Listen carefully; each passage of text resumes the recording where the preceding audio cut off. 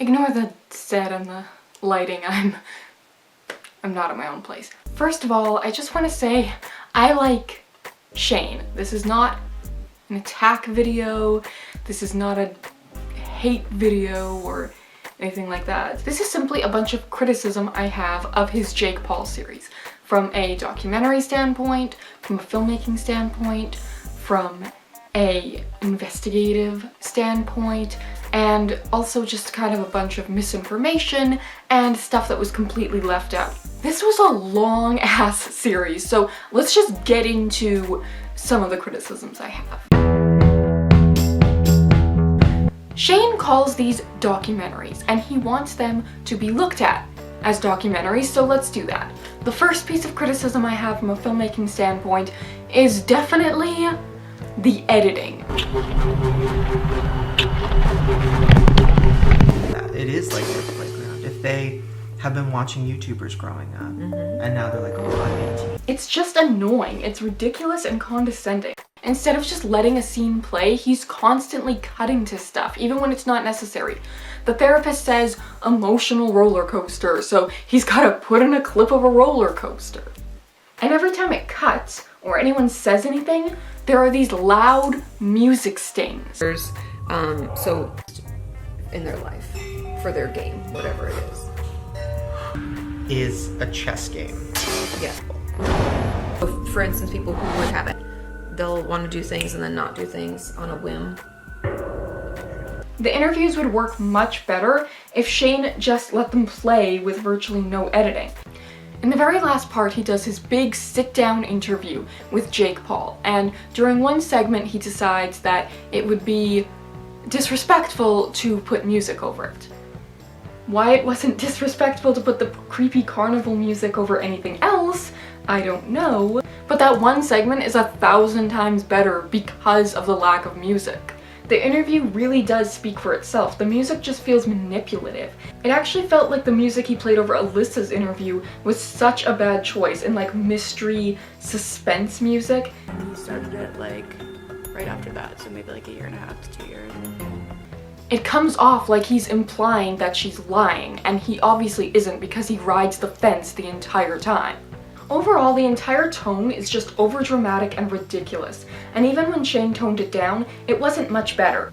If he wants to do these types of character dive documentaries, it would be much better to get a realism feel. Just minimal cuts, minimal music. He throws up clips of YouTubers and killers and celebrities while Katie is explaining what a sociopath is.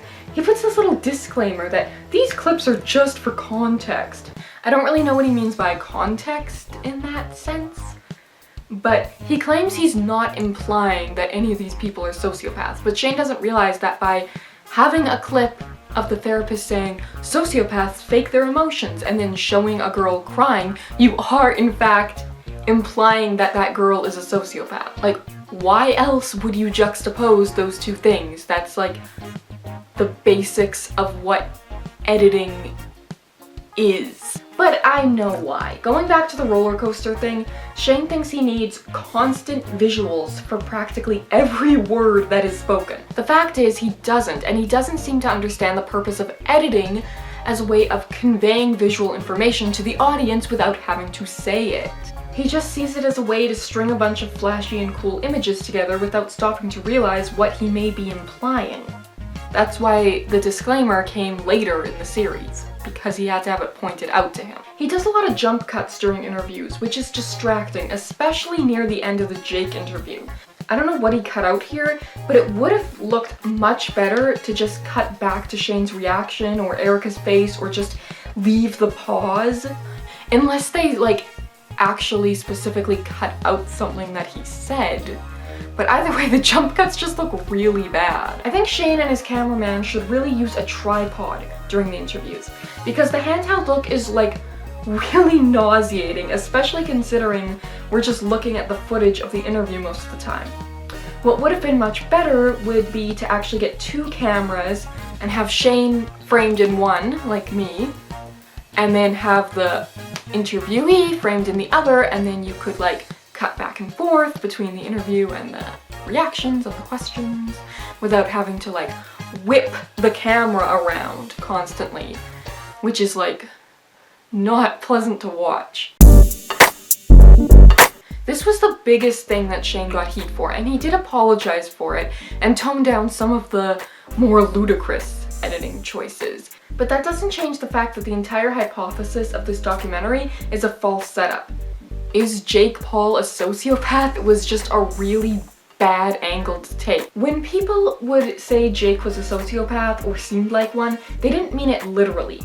All of that was still a criticism of his content and how he presents himself online. So going out to prove or disprove if he really is one is pointless. Number two, you cannot actually diagnose someone just by watching their YouTube videos or meeting them a couple of times. He later put a disclaimer at the beginning of one part after getting criticism stating, "Please do not self-diagnose or diagnose others." That made me laugh because they clearly just added it to cover his ass, but that doesn't change the fact that that is still what they are doing throughout the entire series. Analyzing the psychology of a YouTuber is not a bad idea. Looking at the different personality types on YouTube and figuring out what kind of person would want to put their whole life into the world would be interesting. But you can't just jump straight to sociopath or narcissist without any real reason for that being your starting point. It's a terrible starting point because all you're doing is taking a stab in the dark that is most likely going to be proven wrong. I actually did a video a while back and never did anything with it where I showed my friend who's a psychology student like just a bunch of clips of different YouTubers and had her like diagnose them on the spot, like as a gag, because I thought it would be funny. Because obviously you can't actually do that. So that's definitely paranoia. It's characteristic, 100%, type A disorder. Self-expression, yeah. So it's a form of self-expression. Definitely he expressed something. He's got like a lot of confidence, he's funny, he's charming. Like I feel like he'd be, you know, one of those guys that you like meet at a club and you sleep with and like hate yourself the next morning. The way Shane decides to go about deciding if Jake Paul is a sociopath is by listing a bunch of symptoms and seeing if he attributes them in his videos, at least in the parts before he meets him. But again, this is no way to actually diagnose someone with a serious personality disorder. Correlation does not equal causation, and again, it just comes off as a false setup so that we can all be shocked. If Shane wanted to make a serious series on Jake Paul, he should have made the main focus his actions, not his motivation. Katie the therapist. This was a licensed therapist who Shane recruited to help him with his series because again he felt the need to go down this sociopath route for some reason.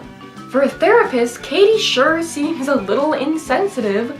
The way she describes sociopaths, it's like she's really disgusted by them.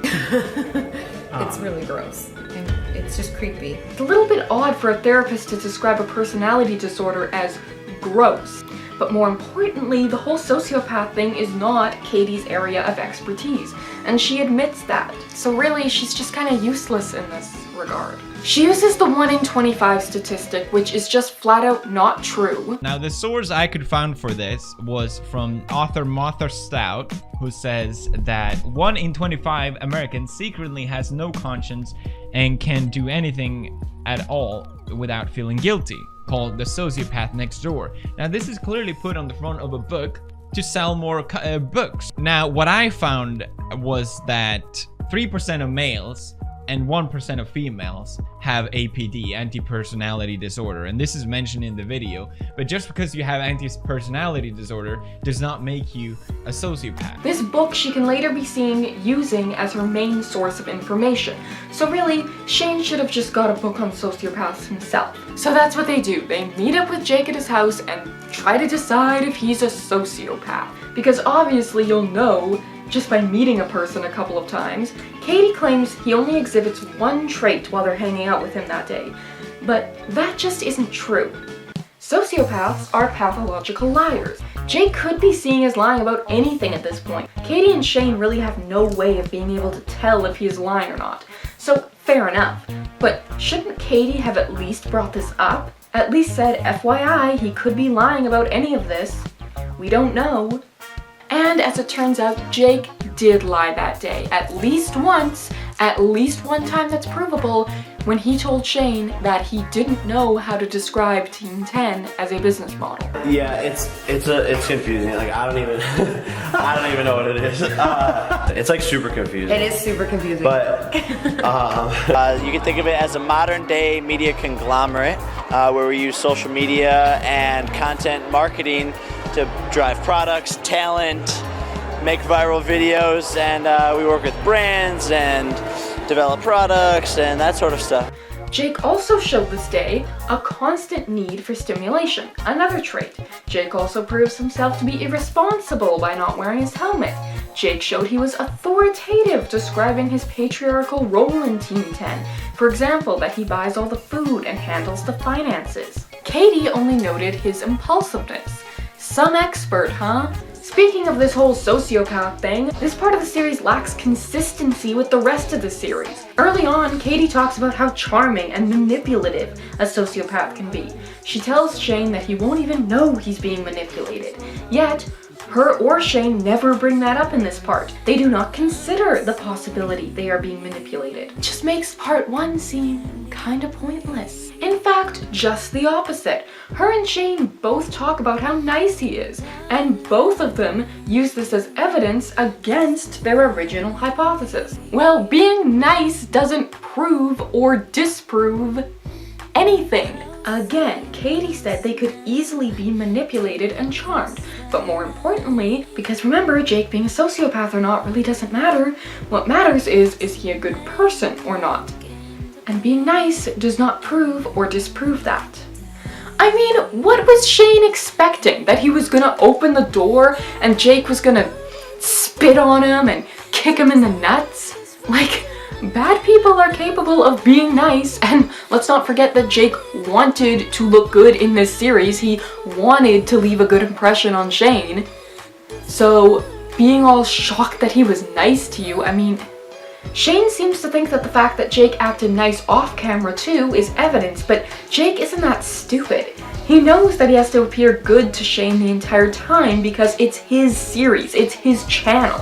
If he was a dick as soon as he'd stopped recording, Shane could simply say that. I mean, hello! I also thought it was quite funny that Shane said that Jake must be good because he was nice to his dog. Like, what? Hitler had dogs. Like, I can literally show you a clip of Jeffrey Dahmer cuddling with a cat. That doesn't mean anything. At the end of the day, a therapist is not the same thing as a psychologist. So, if Shane really wanted to go down this misguided sociopath route, he simply picked the wrong person. Now, like I said, I like Shane, and if he really wants to be an investigative documentary filmmaker, then I would actually hope that he would take my advice. So, let's just get into it. Number 1, he focused too much on the is it fake question. He really wanted to know if Jake's vlogs were real or fake, but at the end of the day, them being fake or real doesn't change the content of his videos. Jake chooses to present himself a certain way and acts as though his videos are 100% real, but real or not, at the end of the day, the content is what it is. But Shane wasn't really too focused on Jake's content, which is really what people dislike about him. But Shane instead decided to focus on Jake's character. Here's the problem with that. Shane is a really bad judge of character. Shane is way too nice and everybody knows it. This is a good quality to have as a person, but it means that Shane often ends up associating with people who are just, well, not very good people. For example, Shane once did a video on furries where he interviewed a guy called Kiro the Wolf. He thought Kiro was a great guy and encouraged his audience to go and subscribe to him. He liked Kiro so much, it changed his opinion on furries. That video is now private. Kiro the Wolf was recently outed as, well, I mean, there's no nice way to say this, a puppy rapist. Like, literally. And this was someone Shane thought was a great guy. So obviously no alarm bells going off in his head on this one. He claims there are people who set off those alarm bells, but if it wasn't Kiro the Wolf, the puppy rapist, then like, who was it? Another person is Tana Mojo, and now obviously Tana is not nearly as bad as Kiro, but she's not exactly a nice girl. fucking nigger! Tana is known to leave people waiting around for her for hours because she just doesn't have any regard for anyone besides herself, it seems. Worse than that, though, was what Tana did to her ex-assistant. Some girl with no internet presence or anything. Tana decides to spread a bunch of lies about her to her massive audience, possibly hurting this girl's chances of getting another job. The assistant, Alyssa, made a response video where she disproved every one of Tana's many lies. What kind of a person tells so many lies to millions of people just to hurt someone? A nice person? Probably not. He literally says of Jake at one point, yeah, he's done a bunch of shit, whatever. I mean, doesn't that kind of just sum up the whole series? Shane isn't just too nice in that he gives everyone a lot more leeway than most, but he's too nice to be a good investigative journalist. He won't hit hard. He literally documented members of Team 10 outright plagiarizing a bit from Jackass down to every last detail. And did he call them out on this? No. And I don't even mean like right there, but I mean like later in the editing process. Like, I understand why he wouldn't want to do it right there. Shane gets emotionally involved and it prevents him from being objective. He asks Jake if the boxing matches and the beef was all fake. Jake says it was, and Shane just takes his word for it. Now, why would you not ask Deji and Logan and KSI and other people involved the same question? Seems obvious, no? I mean, even if you never get an answer, you should at least try and confirm stuff like this. This poor judge of character is evidence in the fact that at one point he compares Jake to Jeffree Star. That he can show people Jake is good, just like he did with Jeffree. Here's the difference. What was Jeffree's crime? Some jokes he made when he was younger? What is Jake's crime? Exploiting children, marketing inappropriate content towards children, and a lot more we'll get into later. But those are some pretty different accusations right there, so to put them on the same level is just dishonest. Shane ignores a lot of this stuff. He does address a lot of it too, and I'll give him credit where credit is due, but he spends much more time focusing on fluffy stuff like his crazy pranks and if his relationship is fake or not. I think most of Jake's real critics don't care about that stuff. Maybe points about the pranks or Erica could convince a few people who haven't done their research, but it hasn't convinced me of jack shit. Shane's biggest fault though is this. He projects himself onto Jake. Shane is clearly very empathetic and he has this need to play therapist with people. He wants to help and it's admirable, but it makes him a pretty bad interviewer. Before Jake even has a chance to think of an answer, Shane will come up with some kind of theory, evaluate Jake's thought process or his motivation, and Jake will just agree. With you guys, that in her head justified her doing that? I remember her, when I confronted her about it, her justification was like, she said to me, like, you made me do this. He tells Shane exactly what he wants to hear. Shane constantly gives Jake an out by asking questions and then first talking about his own experience, which then allows Jake to simply copy Shane's answer. Respond.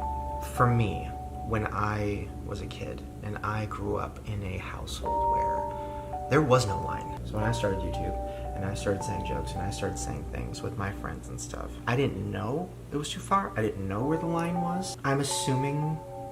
Yeah, like, our friend group is very much like, kind of that same way, like the way we were raised, like... It's a classic example of leading the witness. Shane doesn't realize it, but he's letting Jake know exactly what he wants to hear. When Jake said he did things he knew were wrong, Shane didn't ask him what those things were. Instead, he gave a bunch of examples for him and led Jake. Don't you wonder what Jake would have come up with himself if Shane hadn't given him all those answers? Shane's always asking him, did you feel this? Did you feel that? Did you do it because of this? Was it because of your brother? Was it because of this or that? And Jake just goes, yeah, that was the reason. You got me, Shane. When Shane interviewed Alyssa Violet, he knew that she had made accusations of emotional and physical abuse against Jake Paul. Shane also had a licensed therapist as part of this project. Now, why did Shane not ask Katie for any advice on abuse victims? How they might describe abuse, or their abusers, or the common signs or characteristics, or how you might tell if someone's lying. It seems like this would have been a much better use of Katie, considering, again, she is not well versed in sociopaths. As a therapist, I'm sure she has much more experience dealing with abuse victims than she does with sociopaths. I would have even had her tag along like she did with Jake and give her opinion later on. Maybe she wasn't available, fine, but Shane really should have consulted her about this. Especially if in the end he wanted to paint Alyssa and her boyfriend FaZe Banks as exaggerators and even liars. Yes, this person might have lied about this situation, whatever. Because Jake, you're abusive, and you physically abused Alyssa? Shane provides very little actual evidence in this series. Everything comes down to he said, she said. He paints the Martinez twins as liars. He strongly implies that Jake and Nick Crompton are correct in their accusation that the Martinez twins only made the video because they were mad at Jake and they made things up or pretended certain things were real that were not. And maybe they did do that last thing. But I still think that the twins brought up a lot of legitimate accusations against Jake that were simply never addressed in the series, like the sexual abuse allegations. And we'll come back to that. But it seems like Shane just used sort of the one point about the pranks to dismiss the entire video without even bothering to address the other criticisms. The biggest evidence to them lying is that they complained about a prank where their room was destroyed, but Nick says that prank was entirely fake. And honestly, I would say it probably was, but Shane never looked for evidence of this. If I were him and Jake said, "Ask me anything," I would have been like, "I want to see your Home Depot receipts from when you built this room.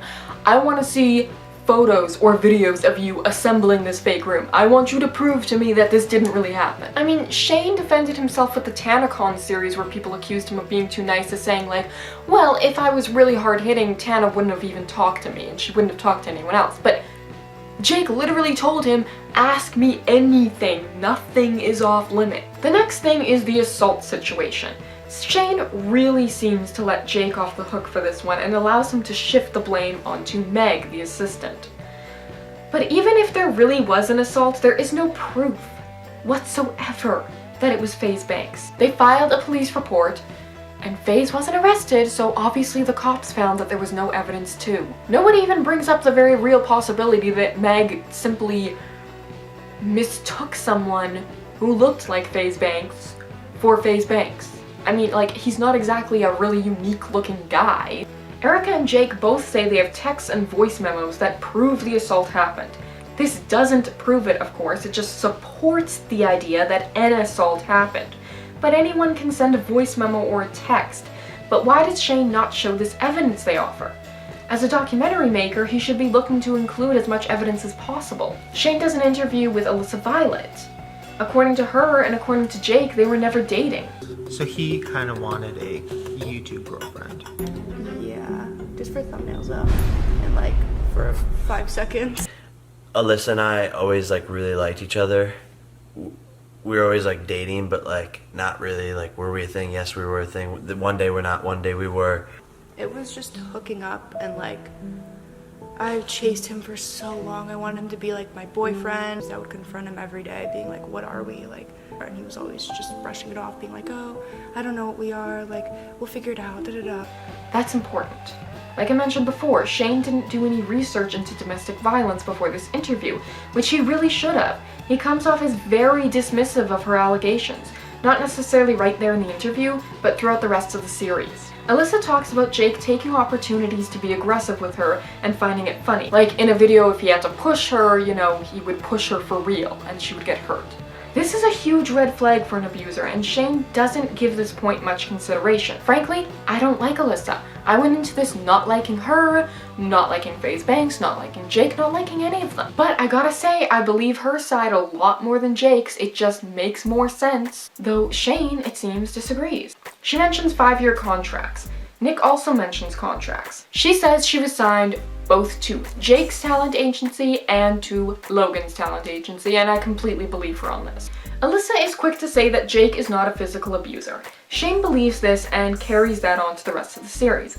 But I'm sorry, I have to disagree with Alyssa on this one.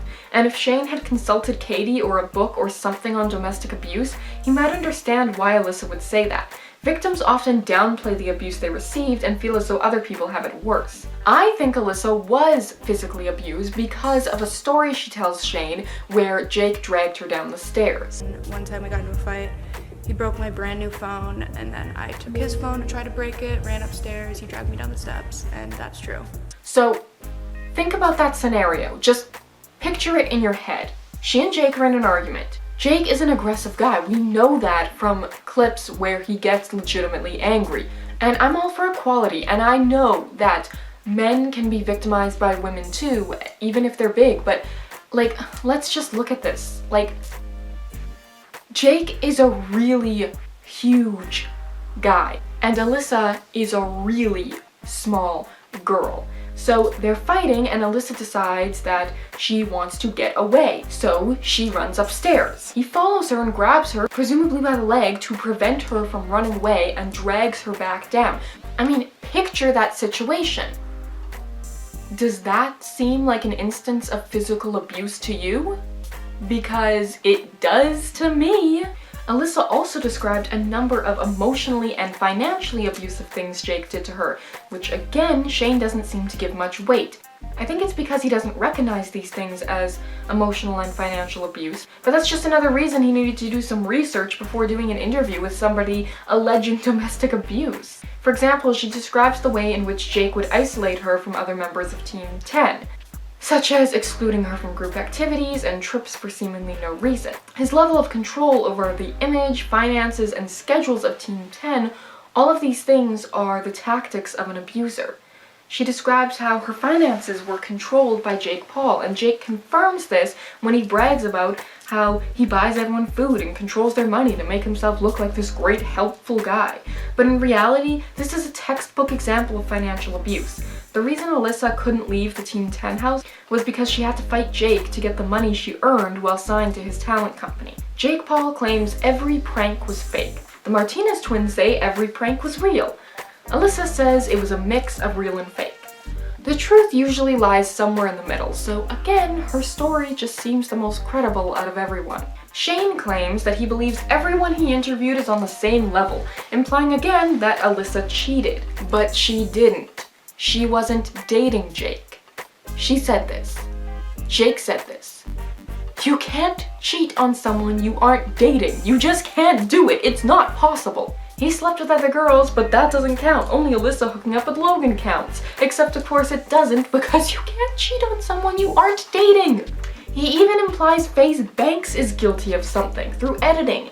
You're abusive, and you physically abused Alyssa? Implying he lied about Jake Paul physically abusing his girlfriend. But think about it. I mean, if you were dating a girl and she told you that story about being dragged down the stairs by her ex-boyfriend, would you think it was physical abuse? I mean, I consider it physical abuse, so add like a nice layer of protective boyfriendness to that, and you know, it makes perfect sense. It's not a lie, it's a difference of opinion. Alyssa claims she has actual evidence against Jake that would break up some of the he said, she said, but Shane again didn't want it. He didn't ask for it or show it. Why? As a documentary director, shouldn't you be happy to be offered evidence like that? Shane says Jake now isn't Jake a year ago, but again, I mean, I would like to see some proof of this, you're just saying it. The way in which Jake, Nick, Alyssa, and others describe Team 10 in this series is very reminiscent of a cult, and Shane does mention this briefly, but he never really goes into it, and I guess that's just not the kind of series he was looking to make, but hell, I'll go into it. If someone leaves Team 10, it's like, well, you don't like us then, because it wasn't like just fully a business, it was, we were a family that lived together and we all loved each other, and if you didn't want to be in that, then you mustn't like us. And you must have something against us, and something along those lines is the thought process. When people leave, it's like you're not supposed to talk to them. This is a practice exhibited in many cults. It's a really effective way of demonizing dissenters and keeping the leader or leaders unquestioned. Anyone who ever had a problem with Jake is described by Jake and Erica as users. They were all just out to get them. They weren't working hard enough. I'd say like everyone who's left is just like has used us. Yeah. When these people come into Team 10, I give them everything, like managers, agents, house, food, money, places to live like fame, cameramen, editors, brand deals.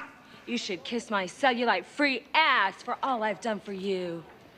I made you a rock star. They would have nothing if it wasn't for the generosity of Jake and Team 10. Jake focuses so much on how much he gives to people, how he looks after everyone, like some kind of father figure, again, controlling their schedules, what they eat, access to their finances. He admits his dad is a muscle to make sure nobody backstabs him.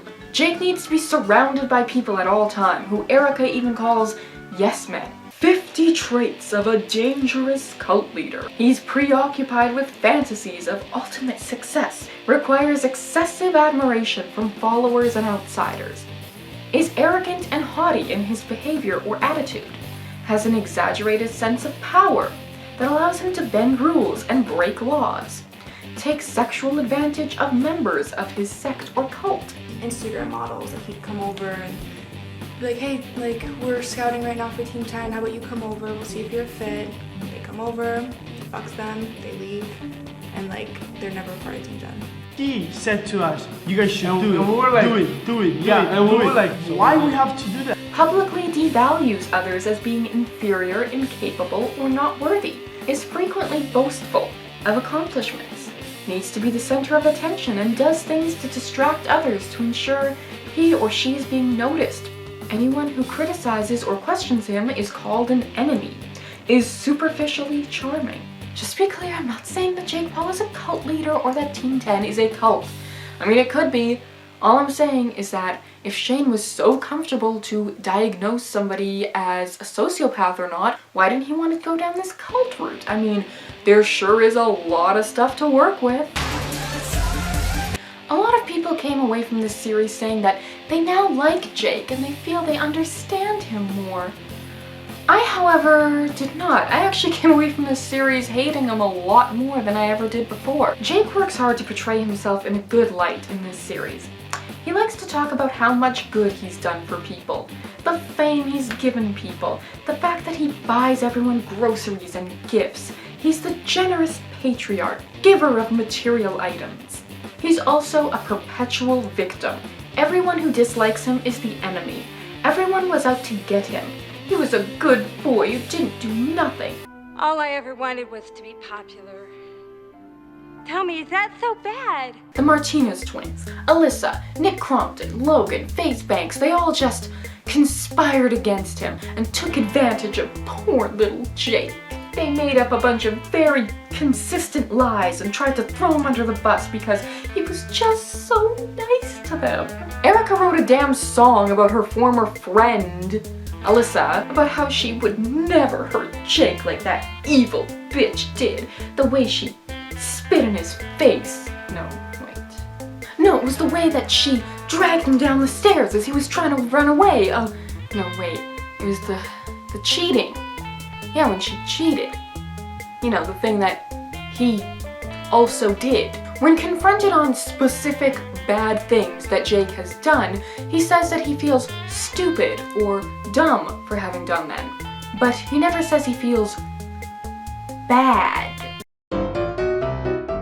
Jake lied through his goddamn teeth in this interview, and some of the lies were pretty obvious. He stumbles all over his words and is hardly articulate. He avoids eye contact, he fidgets, all classic tells.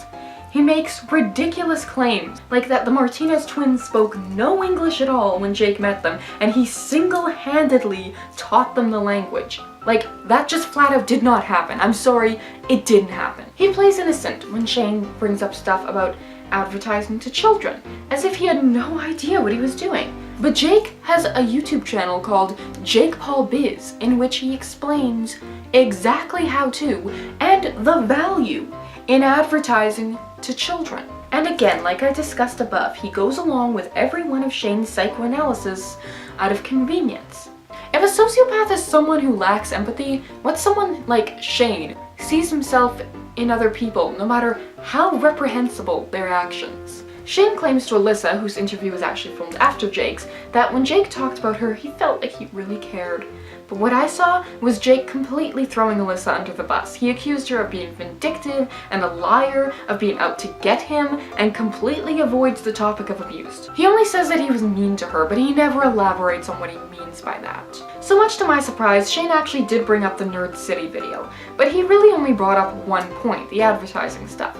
And as we saw, Jake simply lied about it. But that video brought up a lot of valid criticism of Jake that was simply ignored in this series. I don't know why this is, but to me it seems like it was because he wanted Jake to end up looking good, so he avoided directly confronting him on certain tough subjects. The criticism of how overly sexual Jake's children's content was only briefly mentioned and is pretty much glossed over. Shane billed this last part of the series was that he was going to sit Jake Paul down and make him answer for everything, but he sure left out a lot of stuff. Most stuff he didn't even bring up throughout the entire series, so here we have it. Without further ado, everything Shane left out. He said to us, you guys should do it. And we were like, do it. Yeah, and we were like, why we have to do that? Clean it up! Clean it up! So lit. Look out for a second!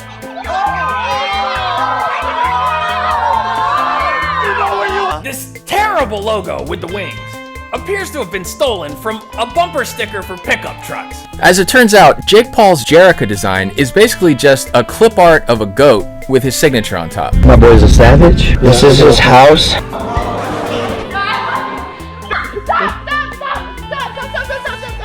Ow! Do you like Ow! Do you have my notification? Ow! Do you have my... Jake Paul may not be a sociopath, but at the end of the day, it doesn't really matter. Jake Paul is a bad person because he does bad things. Will he change? Maybe. But give it a month and I guarantee he'll be up to his old tricks again. So it's gonna take a lot more than Jake putting the blame on his family and villainizing his ex-friends than to deserve a second chance from me, and I hope from you as well. Thanks so much for watching my video. If you liked it, please subscribe and maybe leave a comment or share it.